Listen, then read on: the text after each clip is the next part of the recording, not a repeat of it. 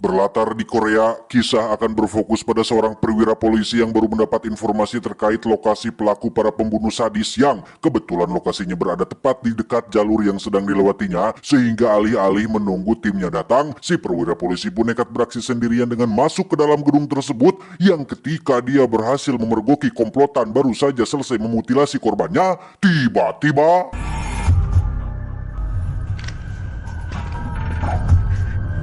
tak lama berselang muncullah si atasan bersama timnya menemukan si perwira sudah dalam kondisi sekarat dengan lehernya yang tersayat, di mana si atasan yang bernama Jae Hwan, kita panggil saja si kapten, pun begitu terpukul melihat salah satu anak buah terbaiknya harus mati di tangan para pembunuh keji ini. Terlebih lagi, Jae sebagai seorang kapten harus bertanggung jawab untuk menjelaskan semuanya kepada keluarganya.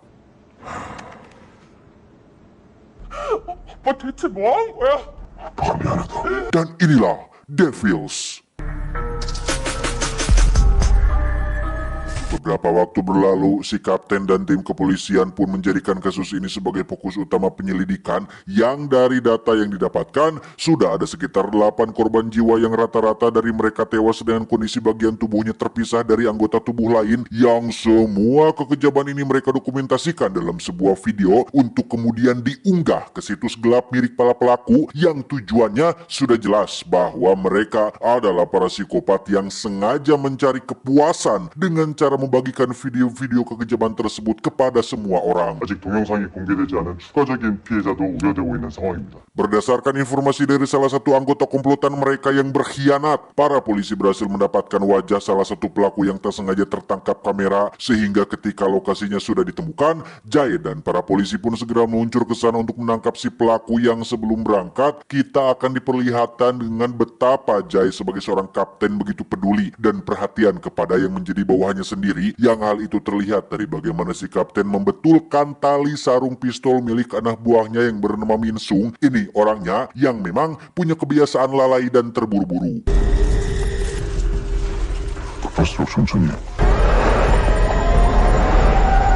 Dan akhirnya kita bisa melihat bebenguk dari si pelaku yang bernama Jin Hyuk, kita panggil saja John, yang kebetulan sedang memotong leher korbannya yang ternyata pelakunya masih sangat muda dan sama sekali tidak terlihat seperti seorang psikopat. Yang tepat saat para polisi tiba di sana, John langsung kabur melalui jalan belakang dan berhasil lolos dari mereka semua.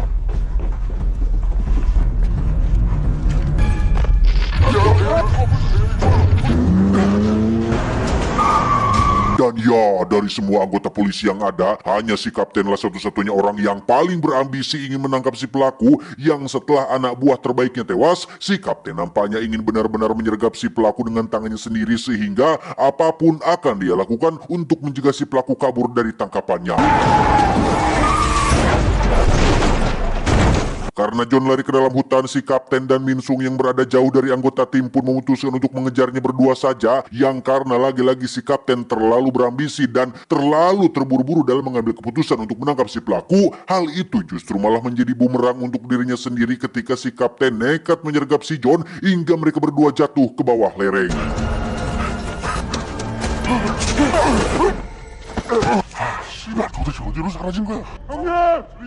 Satu bulan berlalu, si komandan dan para polisi tak kunjung menemukan di mana si kapten dan John berada, sehingga pusat memerintahkan mereka untuk hentikan pencarian dan fokus ke kasus lain. Yang selang 1 hari setelah mereka kembali ke kantor, si komandan yang sedang melakukan panggilan telepon pun tak sengaja melihat sebuah mobil yang ugal-ugalan di jalanan dan menabrak pembatas hingga mengakibatkan insiden kecelakaan tunggal.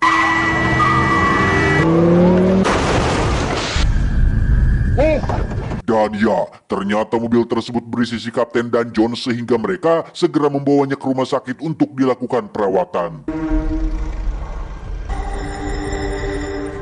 Dan Anda mungkin akan sangat dibuat terkejut saat mengetahui jika John dan si kapten sudah bertukar wajah, persis seperti dalam film berjudul Face Off ketika Nicolas Cage dan John Travolta melakukan operasi tukar wajah. Si kapten yang saat ini berwajah John pun begitu terkejut saat dirinya bangun dalam kondisi di borgol dan melihat wajahnya sudah bukan wajah ganteng dia lagi, melainkan sudah berubah menjadi sosok lain, yaitu John si psikopat kejam.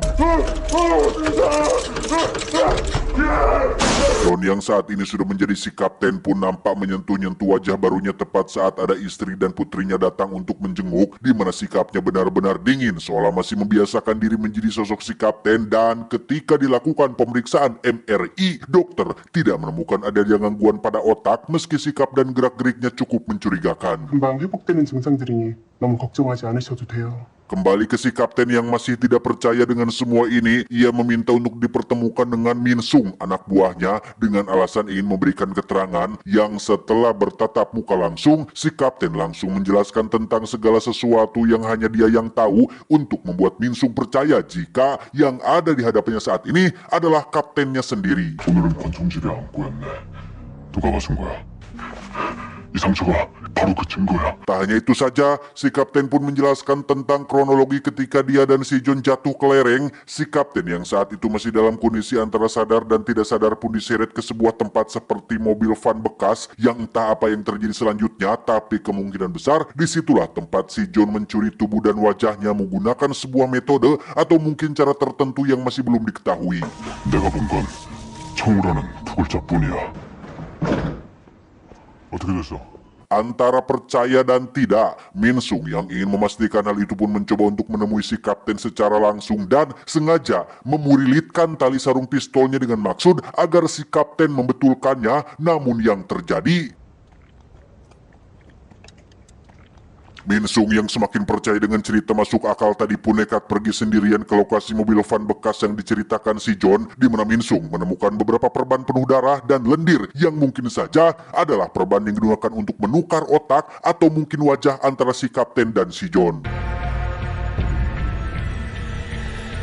Si kapten sendiri didatangi oleh si John yang saat ini berada dalam tubuh dan wajahnya. Di momen ini terasa sangat aneh sekali bagi si kapten yang melihat wajah dan tubuhnya sendiri tepat di depan mata dengan sosok orang lain di dalamnya. Di mana tujuan John datang menemuinya adalah untuk meminta semua informasi terkait segala sesuatu mengenai kehidupan si kapten, mulai dari tanggal lahir, password, kenangan bersama istri, anak, rekan, dan semuanya yang jika si kapten menolak memberikannya, maka John mengancam akan memperkosa istri dan anaknya dan memutilasi mereka persis seperti yang dilakukan pada korban-korbannya. 가족들부터 현아는 미소가로 태어났기 때문에 Beralih ke Min Sung yang sedang menemui seorang ahli medis kepolisian untuk menanyakan tentang kemungkinan adanya semacam operasi tukar wajah atau ingatan, di mana si ahli medis menjawab bahwa dalam sepanjang karirnya sejauh ini dirinya belum pernah mendengar tentang adanya operasi semacam itu. Jikalaupun ada, pastinya memerlukan teknologi dan ilmu pengetahuan medis yang mutakhir untuk dapat melakukan hal semacam itu. Singkat cerita, John yang berada dalam tubuh si kapten pun memutuskan untuk ngantor dan mulai kembali bekerja dengan si Min Sung yang sedikit demi sedikit terus memantau pergerakannya, sementara si kapten yang berada dalam tubuh John terlihat sedang dalam proses dikirim ke penjara dengan awak media dan keluarga korban yang menyerbu kemunculannya. Setibanya di penjara, si kapten yang tak rela anak dan istrinya harus satu rumah dengan seorang penjahat pun nekat mendagor-dagorkan kepalanya ke dinding yang tepat saat pihak medis akan membawanya ke rumah sakit. Si kapten memanfaatkan kesempatan tersebut untuk melarikan diri.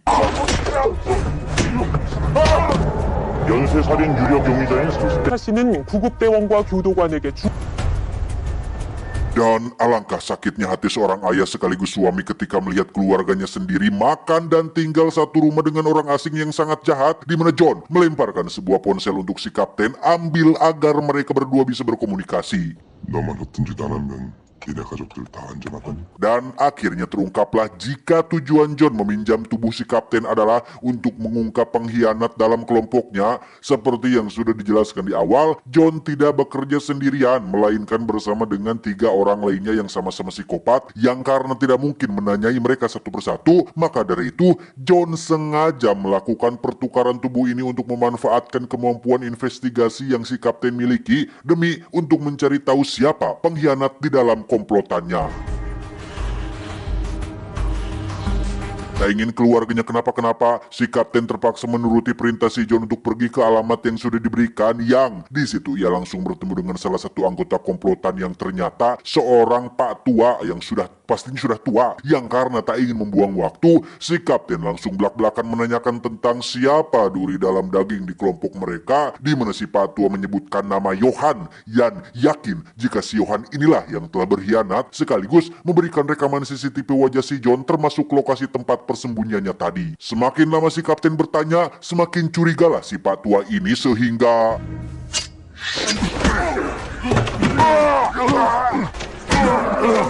Ya, si pak tua berhasil dibuat pingsan setelah Minsung datang sesuai panggilan, dan pada akhirnya Minsung 100% percaya jika orang yang ada di hadapannya saat ini adalah kaptennya sendiri, dan dirinya juga bersedia untuk membantu sampai komplotan ini berhasil ditangkap sembari terus memantau pergerakan si John yang saat ini menyamar menjadi kaptennya.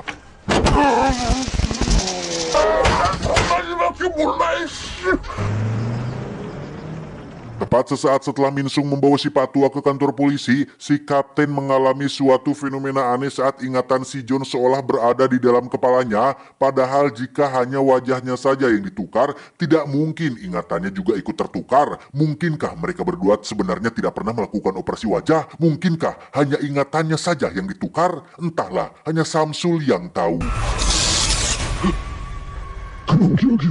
Minsung sendiri terlihat dipanggil oleh si komandan yang penasaran dengan dari mana Minsung mendapatkan informasi mengenai lokasi si pak tua ini, yang karena si komandan adalah sosok yang bisa dipercaya, Minsung akhirnya jujur tentang semuanya, dan untungnya si komandan bisa mengerti dan bisa merahasiakan dulu tentang hal ini.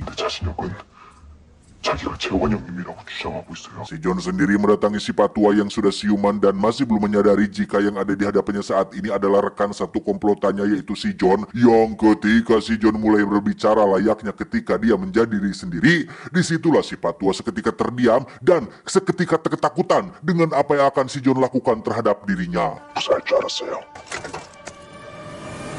Kembali ke si kapten yang baru tiba di lokasi target kedua dari komplotan ini, yang ternyata adalah seorang penjual daging atau kita panggil saja si penjagal. Berbeda pendapat dengan si patua, si penjagal justru menuduh si John lah pengkhianat dalam komplotan mereka, sehingga ketika si kapten bereaksi spontan, si penjagal pun melakukan serangan dadakan sehingga...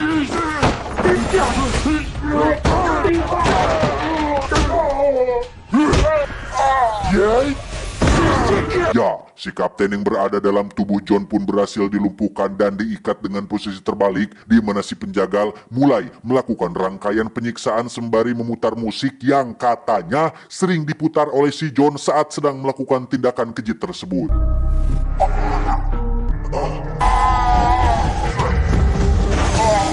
Disinilah kita akhirnya akan bisa mengetahui tentang apa yang sebenarnya sudah terjadi, yang ternyata waktu si John dan si kapten jatuh dari lereng, yang bangun duluan ternyata adalah si kapten, dan yang diikat dan diseret justru adalah si John. Saat orang-orang sedang mencarinya di hutan, si kapten sebenarnya masih ada di sana dan justru sengaja menghindar untuk supaya bisa melakukan interogasi secara mandiri tanpa campur tangan orang lain, di mana itu beliau lakukan demi untuk bisa menangkap si John dan komplotannya yang lain, yang setelah kematian anak buah terbaiknya yang ada di awal film, si kapten benar-benar sangat terobsesi seperti dendam lah untuk bisa menangkap si John beserta 3 orang lagi komplotannya.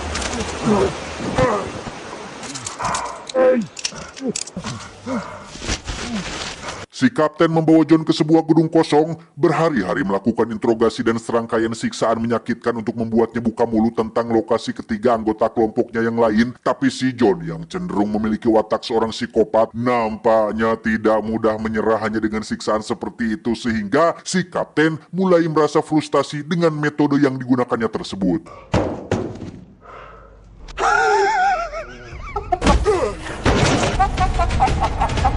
Itulah yang pada akhirnya membawa kapten menemui si ahli medis kepolisian, meminta saran darinya tentang apakah ada metode atau cara lain dalam menginterogasi seseorang. Pada akhirnya si ahli medis pun mau membantu kapten dengan memberitahukan satu teknik lama yang katanya pernah dipakai oleh CIA, yakni metode cuci otak menggunakan dua cairan yang disebut sebagai serum pencuci otak yang membuat otak si subjek tidak stabil dan mudah untuk ditanyai. 메틸페니데이트, 오다피. 이 두 각성 Pada akhirnya, John pun jujur tentang 3 orang komplotannya seperti si Patua, si penjagal, dan si Johan. Namun masalahnya, ketiga orang tersebut tidak pasti alamat tempat tinggalnya dan hanya si John sajalah yang bisa memancing mereka keluar dari tempat persembunyiannya. Maka dari itu, alih-alih membuat si John jujur tentang segala hal, Kapten justru memiliki ide brilian dengan menyuntik si John dengan serum pencuci otak tersebut dalam jumlah atau dosis yang besar, mengosongkan pikirannya, mengisinya dengan ingatan baru, yakni untuk mempercayai jika dirinya adalah si kapten demi untuk bisa menangkap ketiga pelaku tersebut. Dengan kata lain, tidak ada yang namanya operasi tukar wajah atau tukar ingatan. Sejak awal, John hanya meyakini jika dirinya adalah si kapten, sementara si kapten sendiri berakting pura-pura menjadi bukan dirinya seperti dirinya sendiri agar orang lain tidak curiga dan membuat seolah semuanya adalah nyata.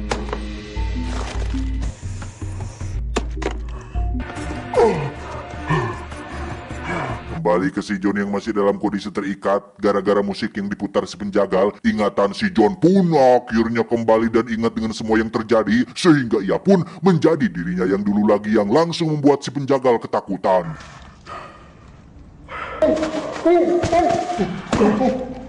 Dan ya, si penjagal pun tewas di tangan si John, sementara Min Sung, ia datang sesuai dengan informasi yang diberikan si John sebelumnya, sehingga Min Sung yang masih belum menyadari jika ingatan si John sudah kembali pun bisa dengan mudah dikelabui, yang pada akhirnya ia tewas di tangan si John dengan masih memegang keyakinan jika sosok yang membunuhnya tersebut adalah kaptennya sendiri.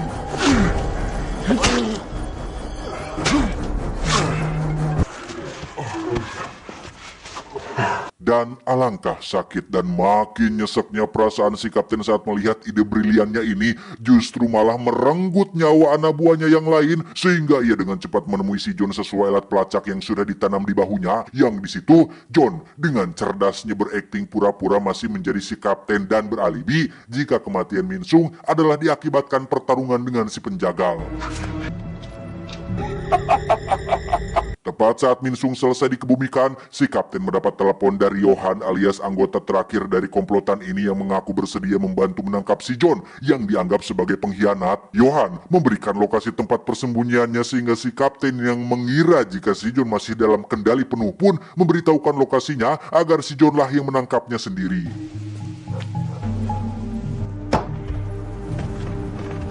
Singkat cerita, John berhasil menangkap Johan dan membawanya kembali ke mobil van bekas di lokasi yang sama, di mana kapten diminta untuk datang ke lokasi tersebut. Yang setibanya di sana, John langsung menyerahkan si Johan dan berpura-pura menagih janji untuk mengembalikan tubuhnya lagi. 다 끝났으니까 말해봐.